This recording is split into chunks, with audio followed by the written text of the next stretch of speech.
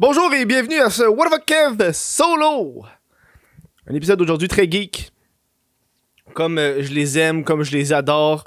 Je m'excuse, il y a quelqu'un qui m'a envoyé un message pour me dire Hey Kevin, t'as pas fait ton podcast sur le review de WandaVision? Parce qu'à l'origine, je voulais faire un podcast sur le premier épisode et à la fin, quand ça va être fini, mais sur la saison au complet. Pis ça a juste à donner que j'ai oublié. J'ai fucking oublié de le faire. J'ai pas pensé. J'ai écouté l'épisode, puis ça m'a juste sorti de la tête. Fait que dans l'épisode d'aujourd'hui, j'ai comme faire un petit review de WandaVision à la fin du podcast pour combler un peu ça. Mais oui, avant, si vous voulez supporter le What the Fuck Solo, la meilleure façon de m'encourager pour de vrai, c'est pas juste me supporter, m'encourager. Ça se passe sur le patreon.com/. What the fuck Kev. Si tu me donnes une pièce par mois, man, moi ça fait mon bonheur. Il y a du monde qui me donne une pièce par mois. J'adore. T'as accès au show en avance, au podcast. Puis tu sais un peu les insides qui se passent en ce moment. Là, le monde sur mon Patreon, ils savent le projet que j'ai envie de faire dans le mois prochain. Les premiers objets de collection What the fuck Kev. Moi je suis un collectionneur d'envie. Fait que sortir des objets de collection, ça me passionne, big. Avant de commencer le review du premier épisode du Falcon et le soldat de l'hiver, j'ai sorti t-shirt officiel du What the Fuck Kev solo sur mon site web, whatthefuckkev.com, kevin.com pas pantoute. Très content, je l'ai comme sorti, j'ai fait un soft launch si on veut, je l'ai sorti sans vraiment l'annoncer officiellement dans un podcast. Fait qu'il y a du monde qui ont acheté en avance parce qu'ils étaient sur le site web et qu'ils l'ont vu. Si vous voulez être un membre, c'est comme une façon physique de m'encourager encore plus. Là. Je n'ai pas beaucoup, là. J'en ai imprimé 25, une petite quantité. C'est le fun, là. C'est comme imprimé dans. Ça que j'aime avec les t-shirts blancs, c'est que c'est comme imprimé dans le t-shirt. Je sais pas si tu comprends, c'est que j'aime ça. Bref, sauf que là, moi j'ai choisi blanc parce que j'aime ça, je trouve que c'est beau, puis j'ai pas beaucoup de t-shirts blancs dans la vie. Sauf que moi, je suis un esti de gaffeux du tabarnak, puis boire du café glacé avec un t-shirt blanc, non. Genre, faut que je m'éloigne pour le boire, là. Je sens que je vais échapper des petites gouttelettes dessus, m'a m'échapper, là. un petit peu de pré-com dessus, là. Non. Je fais pas attention à mon linge, je te dis, j'ai des checks. Tu sais, j'ai des casquettes délavées, tu sais, des casquettes Chris pour le Chris de podcast, puis les casquettes What the Fuck Kev.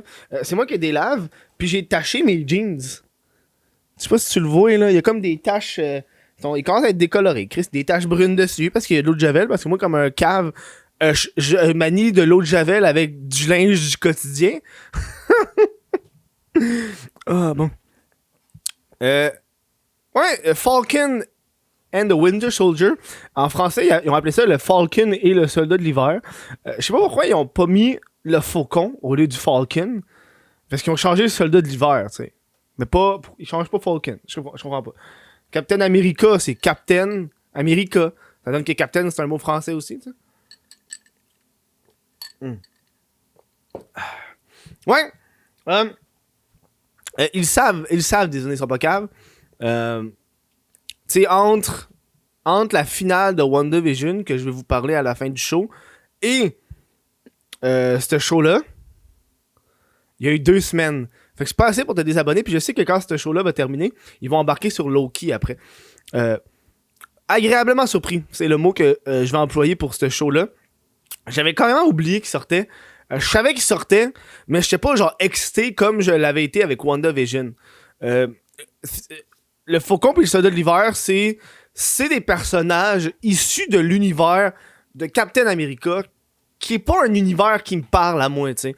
Fait qu'avoir une série dans cet univers-là, je suis comme, je suis pas down. Tu sais, je suis pas down. Moi, il y a des univers de l'univers Marvel, c'est tellement fucking huge, il y a tellement d'affaires qui se passent, qu'il veut pas, il y a des angles que j'apprécie moins. Puis moi, Captain America, le patriotisme américain, ça me parle pas.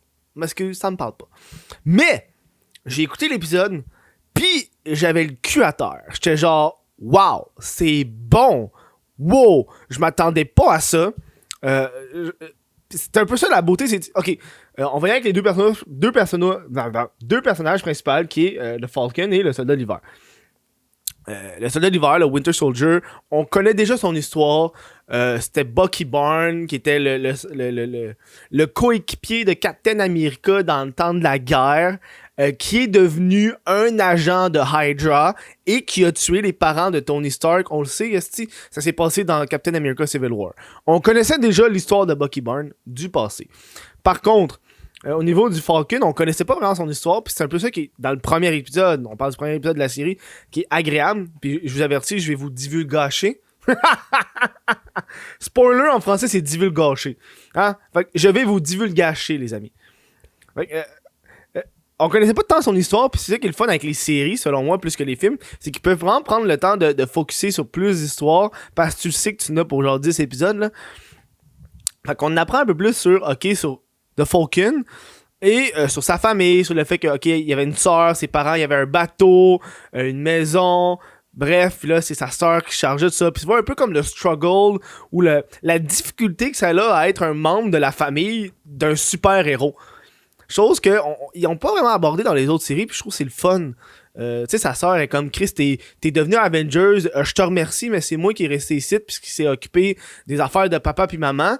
Puis là, à cette heure, moi je veux vendre ça parce que j'ai besoin de l'argent puis je peux plus m'en occuper. Puis le Falcon, il est genre non, tu vas pas vendre ça, ça appartient à mes parents, tu sais aussi. Bref, ça je trouvais ça fucking hot. J'ai vraiment apprécié ce moment-là de la série, puis le fait, tu sais, t'y reconnais. Puis la dureté, on l'a vu dans l'autre série de WandaVision. Mais ils mettent énormément d'emphase sur le snap, le 50 Thanos, qui est toujours présent. Pis ça qui est agréable, c'est un affaire comme ça que 50% de la population crève puis revient. Tu peux pas l'oublier après 2 séries ou un film. Tu sais, c'est toujours dans leur imaginaire. Puis ils essaient de faire justement un prêt bancaire que j'ai trouvé quand même le fun. Puis c'est là que je me suis rendu compte que c'est sûr ça existerait pour de vrai. Puis le gars, il regarde pour leur prêt, pis il est genre, oui, monsieur, je vois que vous avez pas eu de job pendant 5 ans. Je dis, ouais, mais tabarnak, j'existais pas. Tu sais, c'est quand tu vas avoir de job si t'existes pas. Pis t'es comme la banque, est comme, ben, je peux rien faire, là, t'as pas. Je peux rien faire. Pis je suis comme, c'est crasseur, ça, tabarnak. C'est sûr, si ça arriverait pour de vrai, le monde ferait ça. Ah, désolé, c'est quoi, vous étiez disparu pendant 5 ans? Ah, ouais, mais non, mais tu sais. Non, on peut pas. Oh, non. Non. Je crois que cette série-là va être remplie d'action. Ça commence, grosse scène d'action, gros effets spéciaux dans le ciel, tout le kit. J'ai comme, ok, ouais, on est. Il y avait fucking GSP, Georges Saint-Pierre qui était là. J'étais comme, c'est-tu Georges Saint-Pierre? Puis un enfant, j'ai pas aimé. Ah, pour ça, j'ai ça quand ils font ça dans les films. Ils font ça. Ok, Georges Saint-Pierre, c'est un Québécois qui parle français. Puis il se met à parler français avec un autre dude. Ok, attends, moi aussi, vous le réexpliquer. Ok. Ça se passe dans l'avion. Là, t'as Falcon qui voit une personne. Puis t'as une personne qui parle en français. Puis qui dit, oh mon dieu, j'ai cru voir une personne là. Mais tu sais que la personne, sa première langue, c'est pas le français. Pis ça me fait chier. C'est genre, pourquoi? Tu sais, GSP, il parle français, il y a un accent, tu le sais qu'il est français, genre. Tu le catches. Mais le fait que l'autre parle français, ça a pas de sens. C'est y a un tabarnak de gros accents du calice. Tu le sais que c'est pas un français, là. Il casse ses mots. Oh mon dieu, j'ai cru voir une personne dehors. T'es genre, non, c'est pas. Ta gueule. ça m'a titillé. J'étais comme, oh non, fuck off, là.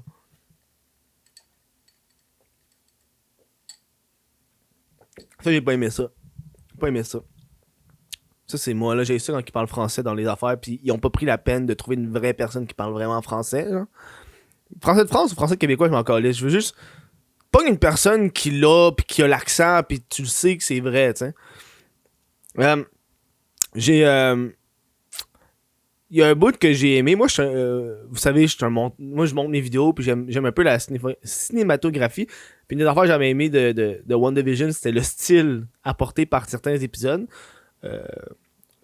Qu'il n'y a pas dans ça, parce que dans WandaVision, c'était à chaque épisode, c'était un sitcom, puis ça changeait d'année. Ça, j'ai trippé là-dessus, sur ce concept-là. Il va pas avoir ça dans cette série-là, c'est sûr. Parce qu'on n'est pas dans le sitcom, là, on est loin. Mais il y a le passage où est-ce que t'as Bucky Barnes qui parle à une psychologue, puis ça, je trouvais ça le fun d'avoir un peu plus sa sensibilité à Bucky, mais même s'il est sérieux, il a fait des jokes, puis j'étais comme, ok, il est un peu comique, là. Il est genre... Les seules fois que j'ai ri, c'était pas mal avec Bucky Barnes quand il disait des affaires. Parce qu'il a de l'air plus là, genre. Le gars, il a 107 ans, man. Il a été un espion pour Hydra, brainwash au bout. Fait qu'il est tout le temps ironique des fois dans ses affaires. Mais j'ai vraiment, vraiment aimé. Si vous avez écouté l'épisode, vous savez quoi que je parle. Si vous l'avez pas, vous allez comprendre. J'ai vraiment aimé les plans dans la séquence de thérapie. C'est des gros plans rapprochés, genre de même, là. Des gros plans rapprochés. Tu sentais l'angoisse entre les deux personnes. T'avais des plans où est-ce que t'avais Bucky qui était vraiment plus bas, puis t'avais le gros vide en haut pour créer le sentiment d'anxiété puis d'angoisse. J'ai trippé sur ça. J'étais comme, wow, man. C'est hot, là. Les plans sont bizarres, sont hot. En tout cas, moi, j'étais comme, props au directeur. Ouais. Non, mais à date, c'est une bonne série, ça a de l'air crissement bon. Puis là, je suis comme sur le site de Disney+, puis tu sais, je regarde la bannière, là, qui est en gros, qui est écrit genre « venez écouter la série original ». Fait que tu vois les deux persos, puis tu vois en arrière un peu les autres personnages qu'il va avoir. Tu vas avoir Zumo, ou Zimo, j'ai oublié son nom, Zimo, qui était dans le fond le personnage, le méchant dans le deuxième film de Captain America, là. Dans le Captain America et le soldat de l'hiver, là, c'est le méchant avec le masque mauve. Il va retourner. On a le faux Captain America, ça fait chier parce que t'as déjà un spoiler, là. C'est le méchant Captain America qui est en noir avec le shield. Puis t'as genre une fille qui a l'air d'être une espionne ou une genre de Scarlet Witch ou je sais pas trop. Ce qui est très dommage. Ouais. Ouais, avant d'embarquer sur mon petit review rapide sur la série WandaVision, qui risque juste de fermer. J'aime ça vous montrer un peu les comic books que j'ai dans mon... que j'ai dans ma collection qui ont rapport à la série. Et j'ai pas grand chose, pour être honnête avec vous. J'ai aucun original. J'ai juste des reprints qu'on appelle. Donc, à un certain moment, Disney, Marvel ont sorti des comic books et des recopies des vieux comic books. Puis ça, je vais vous montrer. J'ai ici True Believers, qui dans le fond, c'est une série qui font. C'est des comic books à 1$. Que vous pouvez acheter justement dans votre magasin de comic book. Puis c'est des recopies de numéros key issues qu'on appelle. Tu sais, comme là, c'est la première apparence. C'est la première fois que Captain America est dans les Avengers. Fait que ça, c'est comme c'est le moment où est-ce qu'il revient 70 ans plus tard, tu sais. C'est le fun. Voilà. Ça, c'est le fun à lire. J'ai ici le Captain America 354 qui est un autre reprint, encore une fois. Pis ça, c'est écrit en gros I'm back. Pis ça a l'air d'être l'autre. C'est comme un Captain America. Pour ceux qui le voient là, c'est comme un Captain America noir. Dans le sens son costume est noir, pas lui. Pis il a de l'air. Ça a de l'air exactement du même dude que sur la bannière sur le site de Disney+. Fait que je pense ça a de l'air d'être genre un autre. Je sais pas c'est qui pour de vrai. Ça a l'air. Ça c'est un clone ou c'est une copie conforme. Ou, je sais pas. C'est lui ou c'est un autre soldat qu'ils ont créé pour le remplacer. Je pense que c'est plus ça. Un soldat qu'ils ont créé pour le remplacer. Bref. Et j'ai le dernier. Qui est Captain America 177, qui est la première apparence du Falcon. Je trouvais ça le fun à lire, là. C'est comme, dans le fond, il est en Afrique. Est-tu en Afrique? Je suis pas sûr.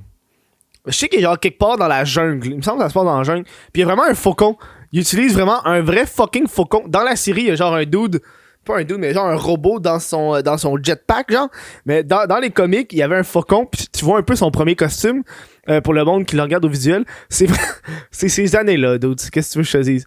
Ça, je l'ai lu, ça fait un petit bout. Là, c'est cool à voir, mais non. J'aimerais ça m'acheter la première apparence du Winter Soldier, mais on parle ici dans les 125-150$. Peut-être quand que je vais faire mes impôts, quand j'aurai fini, puis je sais combien d'argent je vais devoir au gouvernement, on va me payer à la traite. Voilà.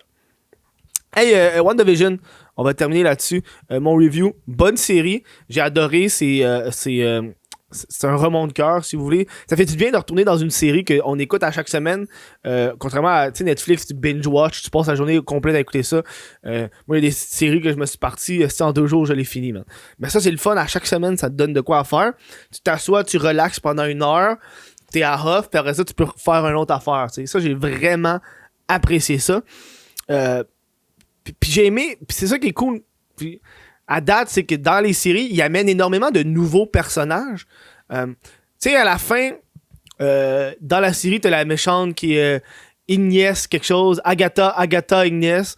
J'ai juste trouvé ça plate que elle est juste là dans les 2 derniers épisodes, tu sais, quand elle dévoile que c'est la méchante, tu sais, dans les 2-3, je pense dans les 2-3 derniers épisodes. J'aurais voulu qu'il y en ait plus. Mais c'est comme un petit genre wow, un revirement de situation à la fin, ce qui était quand même le fun, tu sais. J'ai adoré qu'ils ont pris pour Quicksilver, dans le fond pour son frère Pietro, qui ont pris l'acteur qui était dans les X-Men. Parce que ça, c'est comme une affaire qu'ils ont faite, genre, parce qu'en théorie, parce que Wanda, c'est une X-Men, c'est la fille de Magneto, qui est dans le fond le gars qui contrôle le métal dans les X-Men. C'est comme l'ennemi juré des X-Men. Fait que quand ils ont mis Wanda puis Pietro, Wanda puis Quicksilver dans les films de Age of Ultron, ils pouvaient pas dire que c'était la Scarlet Witch puis Quicksilver, ben parce que c'est des titres qui appartenaient à Fox à l'époque. Mais là, vu qu'ils ont réacheté Fox, c'est pour ça que dans la dernière série, t'as vu son costume original et ils l'ont appelé la Scarlet Witch parce que là, ils ont les droits du personnage. Ça, j'ai aimé ça. J'étais comme nice. Puis quand j'ai vu justement le Easter egg de ça, du recast, j'étais comme ok, là, on a quelque chose. Là, on a quelque chose, la gang. C'est les X-Men qui embarquent.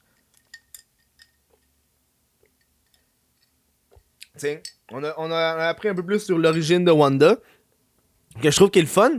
Parce que, tu sais, les gros personnages comme Thor, Iron Man, Captain America, ils ont eu des films sur leur origine.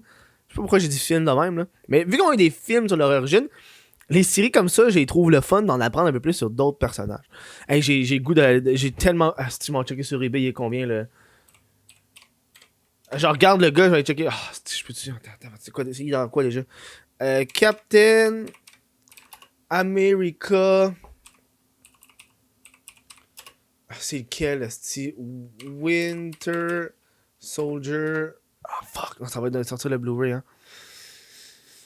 Si je veux l'acheter. Ah, fuck pas. Ok, Kevin, calme-toi. Calme-toi. Arrête d'acheter des comics. Faut que t'économises pour d'autres affaires, là, tabarnak. Là. Le gars, il dépense dans tout. Esti, un crayon à 40$. On se calme les tits.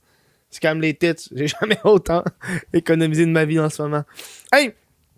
Voilà, c'était mon petit review de la série, très promettante, c'est le fun, rempli d'action, ça va être différent, puis je pense que c'est ça qui j'ai pu comprendre, c'est ça qu'ils veulent faire avec leur série sur Disney+. Ils veulent aller dans des genres différents. Je crois qu'ils disent que Loki, ça va être un trailer peut-être drama, fait que ça c'est cool. Puis je pense qu'il disait que She-Hulk, ça allait être une comédie romantique ou je sais pas en fait. Non, je dis peut-être de la merde.